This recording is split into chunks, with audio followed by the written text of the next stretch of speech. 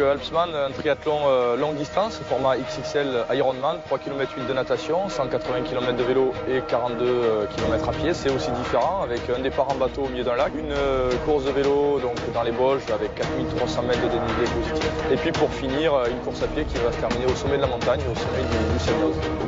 Ça fout la trouille son truc et c'est justement ça qui le rend séduisant. L'émotion, l'adrénaline, le dépassement de soi, all inclusive pourrait annoncer la brochure touristique extrême, ont préféré titrer les organisateurs. On s'est dit, faut y aller, quoi. Ça c'est chez nous, on a un potentiel exceptionnel et énorme. Donc il faut le partager, il faut le faire découvrir et il faut créer ici une épreuve de légende. L'inspiration est viking, des gars connus pour leur poésie, leur pédagogie et leur douceur de vivre. Le Northman, disputé en Norvège, est à l'origine de cette création. L'objectif n'est pas de proposer une épreuve de plus, mais l'épreuve manquante. Une sorte de raison supplémentaire pour provoquer des divorces, extraire les candidats de toute vie sociale. Plus sérieusement, l'Alpsman offre un cadre merveilleux.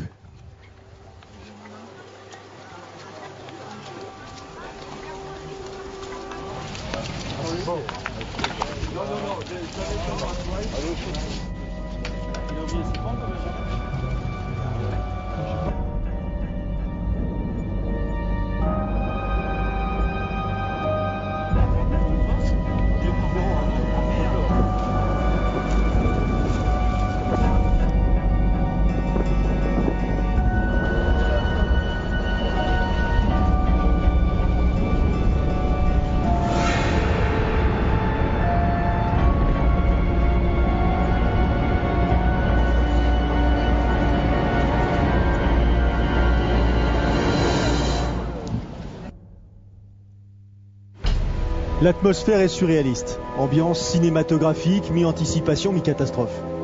Heureusement, quelques sourires furtifs laissent entrevoir qu'il s'agit d'une décision désirée, réfléchie, assumée. Je suis super contente d'être ici. Un peu excitée, mais sereine. Le libellule prend le large. Ses passagers ont le mot rare. C'est différent. D'habitude, vous êtes un petit peu angoissé, les pieds dans le sable, au bord de l'eau. Là, vous êtes dans une autre atmosphère, une autre ambiance. C'est une première et ce sont des pionniers. Une centaine réunis pour l'occasion. Une majorité de caractères forts, quelques aventuriers, mais aucun inconscient. L'Alpsman n'est pas une épreuve d'accueil. C'est une organisation accueillante, certes, mais pas un challenge imaginé pour les néophytes.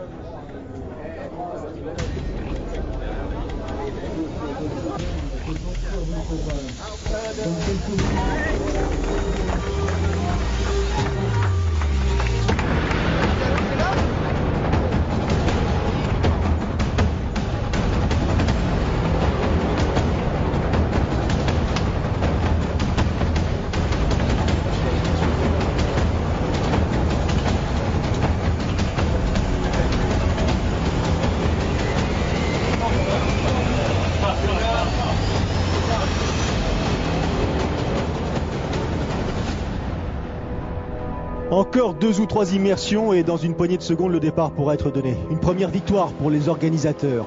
L'Alpsman entre officiellement dans l'histoire. La suite nous précisera de quelle manière.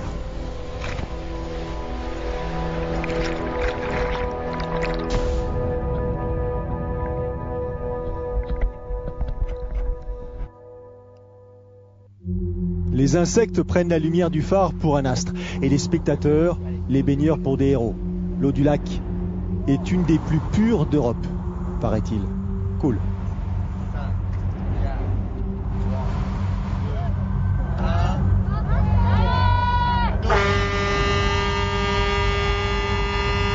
6 heures, le coup de trompe. Le départ, mais pas la libération pour autant. Celles et ceux qui trempent n'ont qu'une seule pensée, terminer. » Et ce matin, là, j'ai vu, avant de monter dans le bateau, j'ai vu les vagues, le vent, et il y a eu le vent de face pour revenir avec les vagues, et c'était vraiment très dur, quoi. Cédric Jacot a quelques farces au compteur. Nice, Embrun, du VTT, du dénivelé, de quoi donner son avis sur le sujet. Il partage la vedette avec Alvout, Piron, Lepers notamment. Pas des superstars, mais des super résistants, dirait l'autre. Leur credo, c'est la différence, l'exploration, l'étude de cas. S'en servir ici.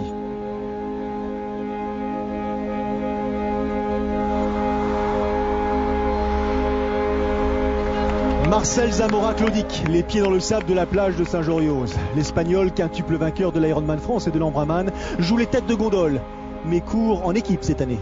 En 2017, promis, il sera complètement engagé. Fin de la première partie. Les concurrents sortent peu à peu du lac d'Annecy. La lumière fait son apparition et déjà les premières rafales de vent dans les arbres rappellent, au cas où certains l'auraient oublié, que la journée risque d'être compliquée. 1:04:04, meilleur temps de natation, Benoît Auffour. C'est mon 9e et dernier Ironman de l'année. Donc tu vois, chaque mètre, chaque kilomètre qui seront faits, ça sera uniquement des kilomètres de plaisir.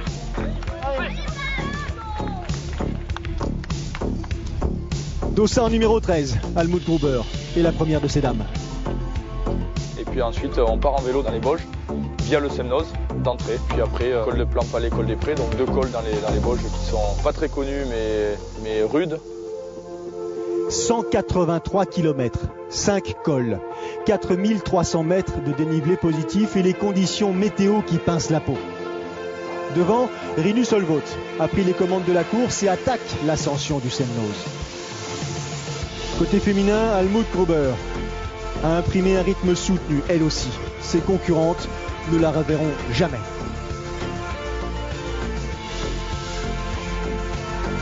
Dossard 117, Emmanuel Piron est sorti 9e de l'eau à 2 minutes 45 du Belge qui ouvre la route. Le Vichysois a coché la date et couru le triathlon longue distance de l'Alpe d'Huez cet été en guise de préparation. Il franchit le Semnoz en 2e position. À cheval sur les départements de la Savoie et de la Haute-Savoie, le massif des Bauges est un régal pour les yeux. Les 123 triathlètes engagés dans cette première édition de l'Alpsman sont aussi ici pour cette raison. Courir est un plaisir, courir au milieu d'un tel décor, un privilège rare. Devant, les âmes sont moins sensibles, il y a un palmarès à inaugurer et il sera toujours temps de parler géographie un peu plus tard, d'autant que la course connaît quelques mouvements.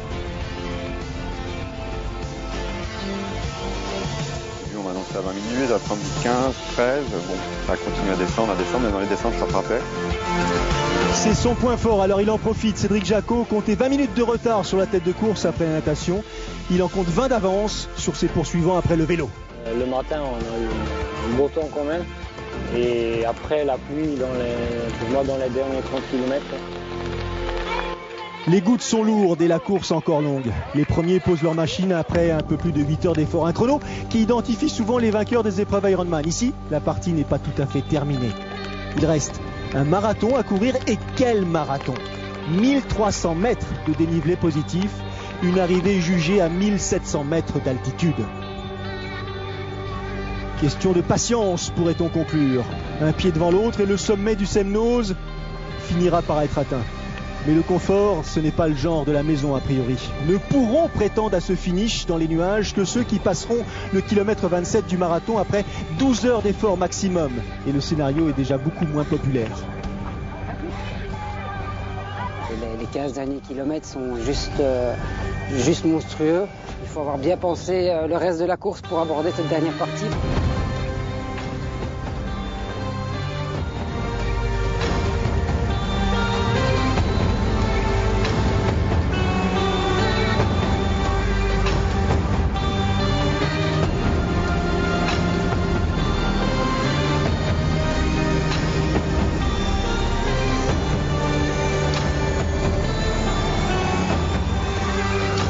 En fait, il s'agit de ski-alpinisme, mais sans ski et sans neige. Ils pouvaient inventer un triathlon, ils ont déjà fait. Génial. Cédric Jacot en tête semble intouchable, il compte près de 30 minutes d'avance sur ses poursuivants. En revanche, Rinus Solvot, Xavier Dipart et Emmanuel Piron se tiennent à 10 minutes les uns des autres. L'ascension du Semnoz débute à peine. Chaque pas est une victoire, chaque foulée une occasion de réduire l'écart entre les adversaires.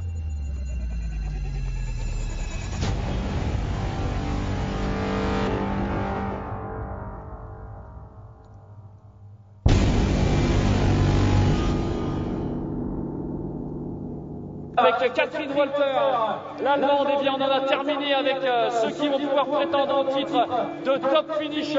Le tournant, c'est le point fort de la journée. Jusqu'à 18h, les coureurs auront le droit de monter au Semnoz. Et après cette heure fatidique, on va dire le tournant, les autres vont continuer à tourner sur le parcours du bas. Ils referont 2 boucles en partie lake.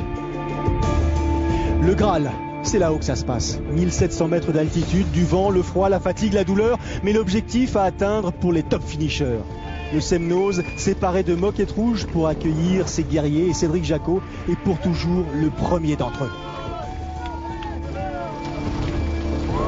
J'ai jamais fait une épreuve, un triathlon aussi dur de ma vie. J'ai même du mal à réaliser parce que depuis que je fais du triathlon, c'est la première fois que je gagne un triathlon. Je pense que c'est pour moi un des plus durs au monde là. C'est une super expérience. Je suis ravi d'y avoir contribué.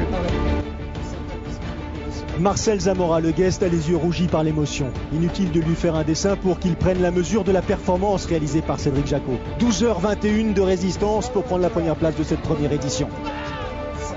C'est un cadre exceptionnel pour faire un triathlon. La satisfaction que j'en retire au bout de cette épreuve, c'est que mon défi personnel, je l'ai réussi.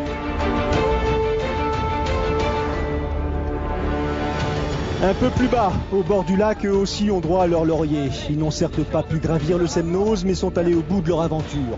34 top finishers, 51 lake finishers et 26 abandons, sans commentaire.